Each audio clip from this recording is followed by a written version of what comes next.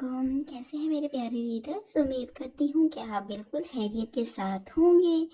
تو جی میں آ چکی ہوں اگلی قسط کے ساتھ۔ گزارش ہمیشہ کی طرح ایک ہے کہ پلیز چینل کو سبسکرائب کر دیا کریں، ویڈیو کو لائک کر دیا کریں، کامنٹ کر دیا کریں، اور اس کے علاوہ جو کہ ہمارے نیو سبسکرائبرز ہیں جو ویڈیو کو لائک کرتے ہیں، ناول کو پسند کر رہے ہیں اور اس کا باقاعدہ اظہار بھی کر رہے ہیں، تو ان سب کا بہت زیادہ شکریہ۔ اور اس کے علاوہ لانگ ایپیسوڈ، میرے خیال سے 70 پیجز کی ایپیسوڈ لانگ ہوتی ہے، لیکن پھر بھی لیٹس سی کہ اس سے بھی زیادہ لمبی کی جا سکتی ہے یا نہیں۔ اور اس کے علاوہ ایک بات اور تھی کہ ہاں جی کہ زاویار شاہ مرہا کے جو سینس ہیں وہ انشاءاللہ نیکسٹ ایپیسوڈ میں آئیں گے، اور پھر دیکھتے ہیں کہ ان کے بیچ بھی سب صحیح ہونے میں کتنا ٹائم لگتا ہے۔ ابھی تو آپ کو کسی کا ماضی بھی نہیں پتا ہے کہ جو فہا اور ماہا کی جو موریں تھیں ان کے ساتھ کیا ہوا، اور پھر زاویار شاہ کے ساتھ کیا ہوا کہ وہ اتنے غصے میں آ گئے۔ ابھی تو ہمیں ماضی کو بھی چھیڑنا ہے، اور اس کا یہ مجھے بتائیے گا کہ آپ ہر ایپیسوڈ میں جو ماضی ہے وہ اس کا کچھ حصہ پڑھنا چاہیں گے، یا پھر ایک ہی ایپیسوڈ میں جو ہے وہ ماضی کو کمپلیٹ کر دیا جائے، وہ مجھے آپ بتائیے گا۔ اب جو وائس اوور سنیں گے ظاہر ہے وہ یہ باتیں وہی جان پائیں گے، لیکن خیر پھر دیکھتے ہیں کہ کیا رسپانس آتا ہے۔ مزید وقت بالکل ضائع نہیں کرتے، ایپیسوڈ کی طرف چلتے ہیں۔ ہر رنگ دھنک کا تیرے نام کس نمبر 40۔ مگر نانا جان مجھے یہ رشتہ قبول نہیں ہے۔ پھر وہی ہوا جس کا ڈر تھا، زرار خانزادہ کی آمد، اور بات پر سب کے مطمئن اور مسکراتے چہرے سپاٹ ہوئے تھے، اور سب ہی اپنی اپنی جگہوں سے اٹھتے کھڑے زرار کی طرف متوجہ ہوئے تھے، جو دروازے کے بیچوں بیچ بلیک شرٹ اور بلیک ہی پینٹ کے ساتھ ڈارک براؤن کلر کی جیکٹ پہنے، ایک ہاتھ میں لیپ ٹاپ بیگ اور دوسرے میں موبائل فون پکڑے کھڑا تھا۔ بلا شبہ وہ اس وقت بہت ڈیشنگ لگ رہا تھا، آگے بڑھتا ہوا لیپ ٹاپ بیگ ٹی وی کے ساتھ موجود کنسول پر رکھتا اب سب سے ملنے لگا تھا، مگر آخر خانزادہ کو تو زرار خانزادہ کی آمد سے زیادہ اس کے الفاظوں نے آگ میں جھونکا تھا۔ جب سب سے مسکراتا مؤدب سا ملتا اسے سخت زہر لگا تھا۔ برہان خانزادہ کے گلے ملنے کے بعد وہ اپنی گزارش رکھ گیا تھا، جس پر ان کے علاوہ باقی سب بھی ماتھے پر بل ڈالے زرار خانزادہ کے الفاظوں پر کھڑے کے کھڑے رہ گئے تھے۔ نانا جان، آہل خانزادہ کے علاوہ آپ اپنے جس پودے کے لیے بھی کہیں گے مجھے اعتراض نہیں ہوگا۔ جبکہ آہل خانزادہ کا ضبط کے بعد جواب دے گیا تھا، اور وہ ہر رشتے کا لحاظ بھلا کر لال انگارہ چہرہ لیے تن فن کرتا زرار خانزادہ کی طرف بڑھتا، اسے گریبان سے تھام گیا تھا۔ آہل بیٹا، یہ نکھت بیگم تھی جن کا سب سے پہلا رد عمل چیخ کی صورت میں آیا تھا، جبکہ خود زرار خانزادہ سرخ چہرہ لیے سپاٹ انداز میں ایک نظر آہل کے لال سرخ چہرے کو اور دوسری نظر اس کے ہاتھ اپنے گریبان پر دے کر تمسخرانہ انداز میں مسکرایا تھا۔ آہل، زرار کو چھوڑو، یہ کیا طریقہ ہے؟ ہم بات کر رہے ہیں نا؟ برہان خانزادہ نے تحمل سے آہل کو تنبیہ کی تھی، جو کہ بالکل ہی بے قابو ہوا جا رہا تھا۔ آپ کیا بات کر رہے ہیں؟ آپ کے سامنے یہ زرش کا نام کسی اور کے ساتھ جوڑ رہا ہے، ہمت کیسے ہوئی اس کی؟ آہل خانزادہ کا اتنا سیریس رد عمل دیکھ سب سمجھ چکے تھے کہ یہ صرف بڑوں کی خواہش ہی نہیں ہے، بلکہ آہل خانزادہ کے پسند کا اس میں بہت بڑا ہاتھ تھا۔ جبکہ عباس خانزادہ اپنے بیٹے کو دیکھ اور سمجھنے کی کوشش کر رہے تھے، جو نہ جانے کس بنیاد پر یہ فیصلہ سنا رہا تھا، حالانکہ ان کی اپنی نظر میں ان کی بیٹی کے لیے آہل سے بہتر اور کوئی ہو ہی نہیں سکتا تھا۔ بات ہمت کی نہیں، حق کی ہے۔ میں آنکھوں دیکھی مکھی نہیں نکل سکتا۔ زرار خانزادہ خنوس طنزیہ اور تمسخرانہ انداز میں گویا ہوا تھا، جبکہ اس کے لبوں پر بکھرتی یک طرفہ طنزیہ مسکراہٹ دیکھ کر آہل کا بس نہیں چل رہا تھا کہ اس کا منہ سجا دے۔ آہل، زرار جب تمیز کے دائرے میں رہ کر بات کر رہا تھا تو بہتر ہوگا کہ تم بھی منہ سے بات کرو۔ یہ ہاتھا پائی ہمارے گھروں سے बाहर छोड़ कर आया करो तुम। माजिद खानज़ादा आगे बढ़ते अपने बेटे का हाथ जर्रार के गिरबान से छुड़ाते सख्ती से गोया हुए थे, जो कि तनबीह के बावजूद भी जर्रार खानज़ादा को छोड़ने को तैयार नहीं था। आहिल, अपने बाप की बात तुम्हें सुनाई नहीं दी क्या? अब की बार दादा जान के गुस्से से कहने पर वो एक नज़र उन्हें देख लब सख्ती से आपस में पेवस्त किए जर्रार का गिरबान छोड़ता दो कदम पीछे हुआ था, साथ ही अपने हाथ पुश्त पर ले जाता बांध गया था, जबकि इसका जब्त से सुर्ख पड़ता चेहरा किसी से भी छुपा नहीं रह सका था। ठीक है फिर इससे पूछिए क्या तकलीफ है इसे इस रिश्ते से। आहल खानज़ादा हनूज गुस्से में दादा जान को देखता गोया हुआ था। आहल बेटे, आराम से। निगत बेगम फौरन आहल खानज़ादा के रवैये पर उसे टोक गई थी, जो कि किसी का लिहाज नहीं कर रहा था। मुझे तकलीफ तुमसे है आखिर खानज़ादा, तुम्हारे जज्बातीपन से है। गुस्से में आते ही तुम सबर का दामन हाथ छोड़ देते हो। जर्रार खानज़ादा पहली बार आहल खानज़ादा से सीधे से होकर डायरेक्ट मुखातिब हुआ था। नाना जान, बिलीव मी, ये बंदा अपने गुस्से की वजह से मेरी बहन पर हाथ उठा चुका है। अपनी किसी फरमाइश के पूरा ना होने पर उसे डराता है, धमकाता है। ऐसे शख्स के हवाले मैं अपनी बहन क्यों करूँगा? आहिल से मुखातिब होने के बाद जर्रार खानज़ादा बुरहान खानज़ादा से वजाहत तलब कर रहा था, जो कि खुद बाकी घर के अफराद की तरह नसमनी से सवालिया नजरें लिए आखिर खानज़ादा को घूर रहे थे। अब्बास खानज़ादा, फहमीदा बेगम भी एक नज़र एक दूसरे को देख अब परेशान हुए थे। ये जर्रार किस तरह की बातें कर रहा था? इन दोनों को अब हकीकतन जरिश की फिक्र हुई थी। आहिल, ये जर्रार क्या कह रहा है? बुरहान खानज़ादा भरपूर संजीदगी से आहल से इस्तफसार करने लगे थे, जिनका खुद का चेहरा गुस्से की वजह से तमतमाने लगा था। मैंने अगर जरिश पर हाथ उठाया था तो उसके पीछे की वजह भी आप सब जानते हैं। ये वाकया शहरियार और माहा की यहाँ दावत वाली शाम हुआ था। जरिश की हरदर्मी की वजह से मैं उस पर हाथ उठाने पर मजबूर हुआ था, और ये मानने में भी मुझे कोई आर महसूस नहीं हो रही कि आइंदा भी मुझे अगर उसकी अक्ल ठिकाने लगाने के लिए हाथ का इस्तेमाल करना पड़ा तो मैं दरेग नहीं करूँगा।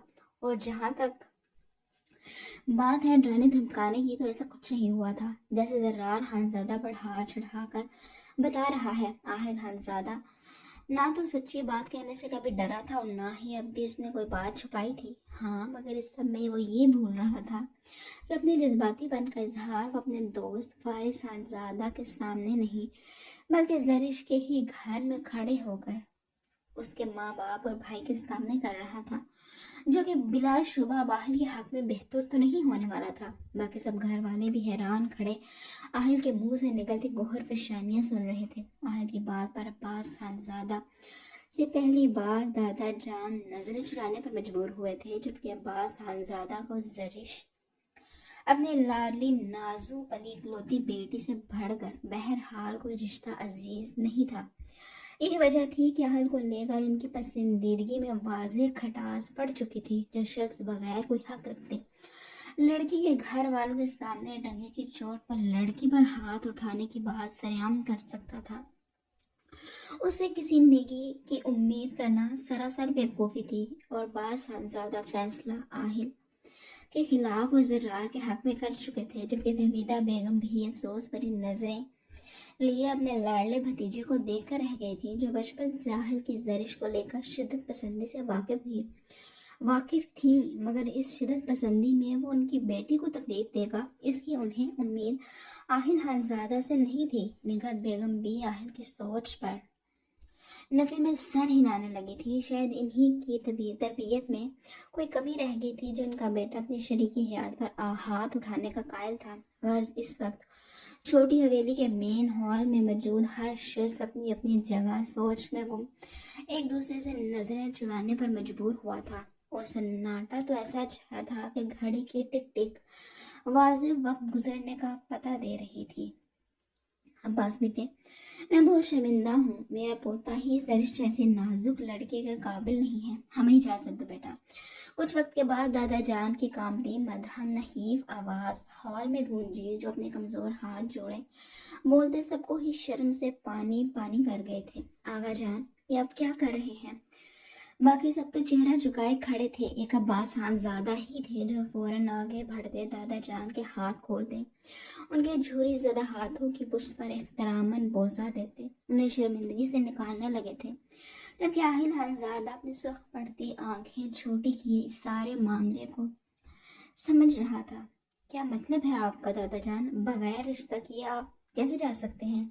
आहिल तो दादा जान की बात पर हैरानगी लिए बोला था, जिसके बाद बस जर्रार खानजादा की तंजिया एक तरफा मुस्कुराहट फिर से नमूदार हुई थी। घर का हर फर्द एक दूसरे से नजरें चुराए हुए था। आहिल खानजादा के ख्यालात जानकर किसी को भी अब इस रिश्ते के होने की कोई उम्मीद नहीं थी, मगर ये लड़का हनूज अपनी जिद पर कायम था। ठीक है, ठीक है, हमें इजाज़त दें। दादा जान ने गहरी घूरी से हल्को नवाज को चलने का इशारा किया था। दादा जान, बगैर रिश्ता किए मैं कहीं नहीं जा रहा। आहिल खानजादा अब की बार हठधर्मी से बोला था। इसकी एक ही रट से सब तंग आ चुके थे। एक तो खुद इस साहबजादे का ख्यालात इतने नादर थे और दूसरा इसे अभी भी रिश्ता होने की उम्मीद नजर आ रही थी। हैरत की बात थी, जो तुम्हारी हरकतें और सोचें हैं, तुम्हें लगता है कोई अपनी बहन बेटी तुम्हारी हवाले करेगा? माजिद खानजादा गुस्से से बोलते आहिल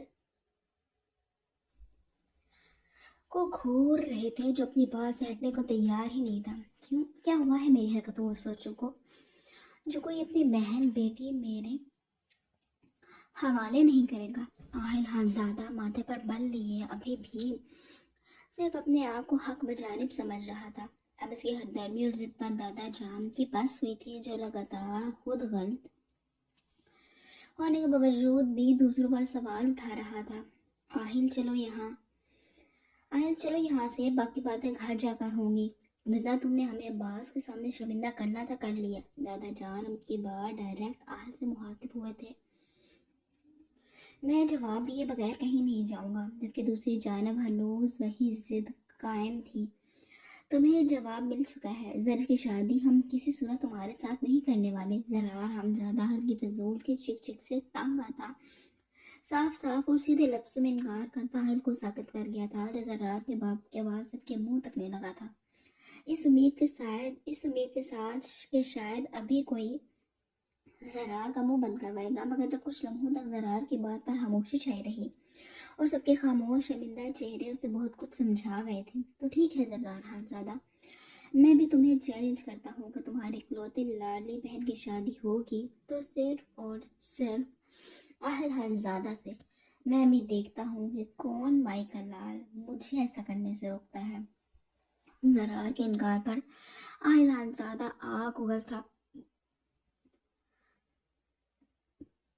जरार के इनकार पर आहिल खानज़ादा आग उगलता वाज़ेह तौर पर जरार को चैलेंज करने के बाद सबको एक नज़र देखता हाल से निकलता चला गया था, जबकि इसके पीछे ही सब बारी बारी आहिल के जज्बात को जज्बाती बन समझते छोटी हवेली वालों की तसल्ली करवाते रवाना हुए थे। मगर सब ही आहिल खानज़ादा के जरिश को लेकर जज्बात को समझने में गलती कर रहे थे, जो कि अब की बार हर रिश्ते का लिहाज भूल कर अपने बचपन की मासूम मोहब्बत को पाने के लिए किसी भी हद तक जाने वाला था।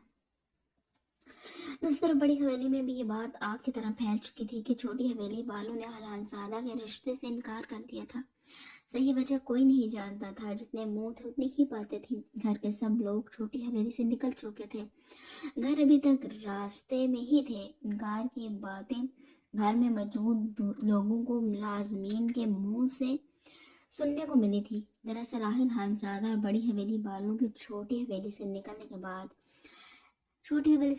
के फौरन बाद ही शबनम ने बड़ी हवेली में मौजूद अपनी बेस्टी शब्बो को कॉल मिलाकर सारी बात चठारे लेकर बताई थी, जिसकी खुशी का कोई ठिकाना ही नहीं था, जिसके जज्बात आहिल को लेकर शायद क्रश की हदूद को पार कर चुके थे। यही वजह थी कि इस रिश्ते से इनकार पर वो नाचती फिरती मजे से सारी बात शब्बो का गोश गुजार कर चुकी थी, जबकि शब्बो से ये बात अपने पेट में रखना दोबारा हो चुका था। यही वजह थी इसने फौजिया बेगम को सारी तफसील बताकर ही दम लिया था, जबकि दूसरी जानब पारिस जो फौजिया बेगम से मिलने उनके रूम में आ रहा था, सारी बात जानकर उसे अहल के लिए वाकई ही बुरा लगा था। यही वजह थी कि वो वहीं से मोबाइल फ़ोन निकालता पलट गया था, जबकि मोबाइल पर उसकी उंगलियां हरकत करती। फ़ोन से शाहिद हादजादा का नंबर डायल कर चुकी थी, मगर दूसरी तरफ से नंबर बार बार नॉट रीचेबल आ रहा था। अब वारिस को हकीकत परेशानी हुई थी। वो खुद इन सब चीज़ों से गुजर चुका था। एक ही वजह भी थी कि वो हल के जज्बात बहुत अच्छी तरह से महसूस कर रहा था।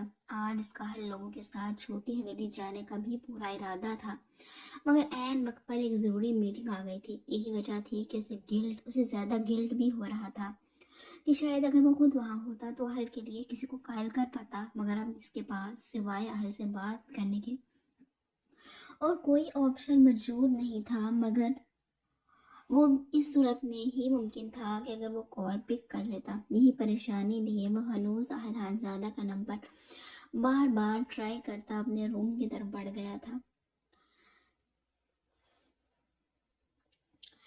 फारिस खानज़ादा अपने रूम का डोर खोल एंड फारिस खानज़ादा अपने रूम का डोर खोल कर एंटर हुआ तो सामने ही बेड पर फाहा का खुला लैपटॉप और चंद नोट्स बिखरे नजर आए थे। वो अलबत्ता मोहतरमा रूम में कहीं मौजूद नहीं थी। फारिस आगे बढ़ते डोर अपने पीछे अच्छे से बंद करता अपने ध्यान में चलता मोबाइल स्क्रीन पर हल का नंबर डायल करता आगे बढ़ रहा था कि अचानक सामने से आती फाहा से बुरी तरह टकरा गया था, जो खुद भी मसरूफ से अंदाज में बालों का रफ जोड़ा बनाए कल यूनी जाने के लिए अपनी तैयारी कर रही थी। जहन में लैपटॉप पर खुला काम चल रहा था, जो उसे आज रात हर हॉल में कंप्लीट करके क्लाइंट को भिजवाना था। जबकि नजरें हाथों में थामे जोड़ों पर थी, हिरा सना और अंस के अचानक गेट टुगेदर के लिए बनाए गए प्लान पर वो अच्छा खासा भनाई हुई थी। यही वजह थी अपनी ही फिक्रों में गुम वो फारिस साहबजादा का रूम में आना नोटिस न कर सकी थी, और अब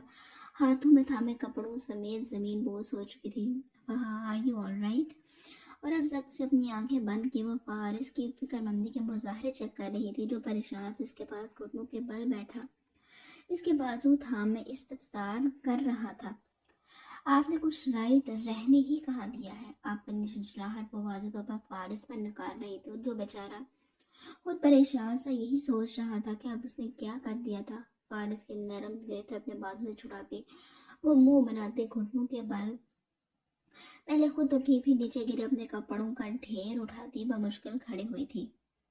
लेकिन हुआ क्या है? फारिस भी सवालिया अंदाज में पूछता अपनी जगह से खड़ा हुआ था, जबकि फहा के हाथों में कपड़ों का ढेर देख हैरान भी हुआ था।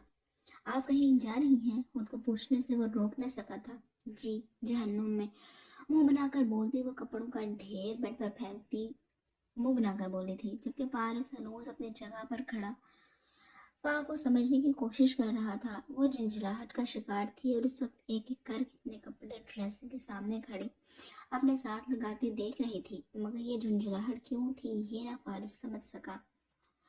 फहा अपना मसला बताएंगी तो ही हल हो सकेगा ना, ये उल्टे सीधे जवाब देने से तो कुछ हल नहीं हो सकता। फारिस तहम्मुल से फहा को देखता मुहातिब हुआ था, मगर साथ साथ आहल से राब्ते की कोशिश भी जारी थी। मेरा मसला ये है कि काम का ढेर लगा हुआ है और आपकी लाडली बहन साहबा ने कल यूँ जाने का अचानक प्लान बना लिया है। बताइए क्या करूँ अब? फहा ने छुट्टियों का सोच अच्छा खासा काम पकड़ लिया था, जो कि अब सांप की तरह मुंह खोले से निकलने को तैयार भी था। इससे पहले फारिस कोई माकूल मशरे से नवाजता उसकी तवज्जो हाथ में पकड़े मोबाइल फ़ोन ने करवाई थी, जो कि आहल की इनकमिंग कॉल का इशारा दे रहा था। फारिस ने बगैर वक्त ज़ाया किए ग्रीन आइकॉन को स्वाइप करते मोबाइल कान के साथ लगाया था, जबकि वह अपनी बात इग्नोर हो जाने पर मुंह बनाकर रह गई थी। रूम में फारिस की आवाज़ गूंज रही थी, जो कि बहुत संजीदगी और फिक्रमंदी साहिल से सारी सूरत हाल पूछ रहा था, जबकि छोटी हवेली और जरिश का जिक्र सुनकर वहाँ के कान भी खड़े हो गए थे। स्पीकर पर कॉल ना होने की सूरत में वो दूसरी तरफ से होने वाली गुफ्तगू सुनने से कासिर थी, मगर फारिस का तशवीशनाक अंदाज से काफ़ी क्यूरियस कर रहा था। ओके, मैं निकल रहा हूँ, सीधा मरी जा, और खबरदार जो कोई उल्टी सीधी हरकत की तो। फारिस आहल को इसके मरी वाले कॉटेज में जाने का बोलता साथ खबरदार भी कर गया था। फिर मोबाइल फ़ोन कान से हटाते हुए अपने सामने आंखों में ढेरों सवाल लिए खड़ी फहा की तरफ मतवज्जो हुआ था। کیا ہوا ہے آہل لالا کو؟ سب خیریت تو ہے؟ فہا لہجے میں ہلکی سی فکر مندی سموئے فارس سے سوال پوچھ بیٹھی تھی۔ یہ سب خیریت ہی ہے، وہ بس زرار خانزادہ نے آہل سے رشتے کے ذکر کے رشتے آہل کے زرش کے رشتے کے لیے انکار کر دیا ہے، اور آہل زرش کو لے کر حد سے زیادہ سیریس ہے۔ فارس خانزادہ مصروف سے انداز میں الماری سے اپنی جیکٹ نکالتا فہا کو صورتحال سے آگاہ کرنے لگا تھا۔ اب چونکہ آہل کے جذبات کے بارے میں سب گھر والوں کو پتہ چل چکا تھا، تو فارس نے بھی اپنے بیسٹ فرینڈ کا راز فہا کے سامنے فاش کر دیا تھا، اور ویسے بھی اب فارس گھر کی بہو تھی، اور فارس کا پورا فرض تھا کہ گھر میں ہوتے حالات اور واقعات سے اپنی بیوی کو آگاہ کرے۔ اس طرف فہا جو شاید آہل کی پروفیشنل لائف کے حوالے سے سننے کی امیدوار تھی، فارس کے دیے گئے جواب پر منہ کھولے اور آنکھیں پھاڑے کھڑی فارس کو گھورنے لگی تھی۔ فارس اس کے اسٹلنس پر زیر لب مسکرایا تھا، پھر جیکٹ فولڈ کیے بازو پر ڈالتا وہ اپنی بیگم کی طرف بڑھا تھا، قریب جاتے اس کا نیما لب شہادت کی انگلی سے بند کرتا، قدرے جھکے فہا کی قدرے زیادہ کھلی آنکھوں میں پھونک مارتا اسے اپنی طرف متوجہ کر گیا تھا۔ فارس کے یوں قریب آنے اور اس حرکت پر چونکتی گویا ہوئی تھی، لیکن فارس زرش ابھی بہت چھوٹی ہے، اور ویسے بھی آہل لالا جیسے میچور بندے کو وہ ان کی ہم عمر اور میچور لڑکی ہی سنبھال سکتی ہے۔ یہ زرش کے ساتھ ویسے بھی زیادتی ہوتی۔ لو جی، ایک اور زرش کی حمایتی میدان میں اتر چکی تھی۔ کیا مطلب ہے آپ کی اس بات کا؟ آہل کوئی 40 سال کا بڈھا تو نہیں ہے، مجھ سے کچھ ماہ ہی چھوٹا ہے، اور نہ ہی زرش کوئی دودھ پیتی بچی ہے جو یہ رشتہ آپ کو اتنا نامعقول لگ رہا ہے۔ فارس کو شاید فہا کی بات کچھ پسند نہیں آئی تھی، یہی وجہ تھی کہ وہ ناسمجھی سے حیران ہوتا فہا کی بات سمجھنے کی کوشش کر رہا تھا۔ آپ تو ایسا کہیں گی ہی، آپ کے بیسٹ فرینڈ کی جو بات ہو رہی ہے۔ ویسے بھی آپ لڑکوں کو کہاں لڑکیوں کی فیلنگز کی کوئی پرواہ ہوتی ہے؟ بس جس بیچاری پر آپ معاشرے کے ٹھیکیداروں کی نگاہ ٹھہر جائے اس کی زندگی عذاب کر دیتے ہیں۔ کہ بار بات کرتے کرتے فہا اپنے دکھ پہ شاید کھول کر بیٹھ گئی تھی، جبکہ فہا کی بات پر فارس کے ماتھے پر بل واضح پڑے تھے۔ ذرا بتانا پسند کریں گی کہ اپنی زندگی کب اور کیسے کس نے عذاب کی ہے؟ فارس جو فہا کو ہر طرح سے مارجن دے رہا تھا۔ شادی کی پہلی رات سے لے کر اب تک یہ دونوں دو اجنبیوں کی طرح اس روم میں رہ رہے تھے۔ نہ ہی کبھی فارس نے فہا پر زبردستی حق جمانے کی کوشش کی تھی، اور نہ ہی کبھی فہا کو اپنے فرائض ادا کرنے کا خیال آیا تھا۔ یہی وجہ تھی کہ فارس فہا کی بات پر ماتھے پر بل لیے پوری طرح فہا کی طرف متوجہ ہوا تھا، جس کی اب بھی شکایات ختم ہونے میں نہیں آ رہی تھی۔ اپنی جیکٹ بازو سے ہٹاتا وہ ساتھ موجود بیڈ پر پھینکتا فہا کی طرف بڑھ رہا تھا، جو فارس کو اپنی طرف سنجیدہ انداز میں بڑھتا دیکھ تھوک نکلتی پیچھے کی طرف قدم اٹھانے لگی تھی، یہاں تک کہ اپنے پیچھے دیوار کو محسوس کرتی فارس پر امید بھری نظریں ٹکا گئی تھی کہ شاید وہ اپنے قدم روک لے، مگر فارس فہا کی امید بھری نظروں کو سر سے اگنور کیے بالکل فہا کے قریب کھڑا ہو گیا تھا، یہاں تک کہ فارس صاحبزادہ فہا کی جان لیوا خوشبو محسوس کرتا بے چین ہوا تھا۔ کیا خیال ہے پھر آپ کی زندگی عذاب کر نہ دی جائے؟ فہا کے چہرے پر آتی سلکی بالوں کی لٹی پر پھونک مارتا وہ فہا کے ہوش اپنے سوال سے ٹھکانے لگا چکا تھا، جبکہ فہا کی حالت جھکی پلکیں سرخ پڑتا چہرہ دیکھ فارس یہ سوچ رہا تھا کہ جس لڑکی کی حالت میں اس چند الفاظوں سے یہ ہو گئی تھی، اگر جو فارس عملی مظاہرہ کرتا تو یہ کانفیڈنٹ اور میچور لڑکی تو شاید جان سے چلی جاتی۔ فارس پیچھے ہوں پلیز۔ اپنے چہرے پر سلکی بالوں کی لٹیں کان کے پیچھے اڑستے وہ بغیر فارس سے نظریں ملائے بولی تھی، پہلے میرے سوال کا جواب دیں۔ فارس ہنوز اپنے سوال کا جواب لینے کے لیے بضد تھا، یقین مانیے پر جائز اور پورا حق رکھتے ہوئے بھی۔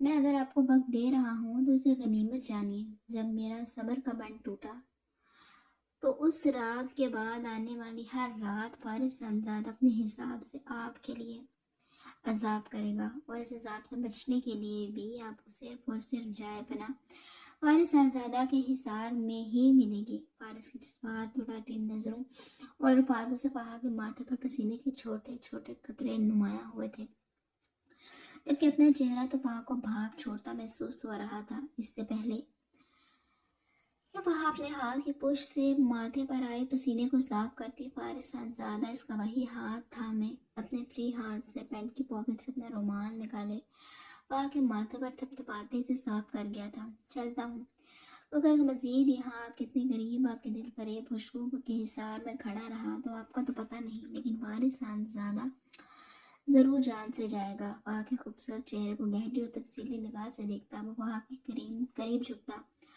गहरी सांस भरता, सरगोशी के अंदाज में अपनी गंभीर आवाज में बोलता, सही पा कर चक्कर छुड़ा गया था।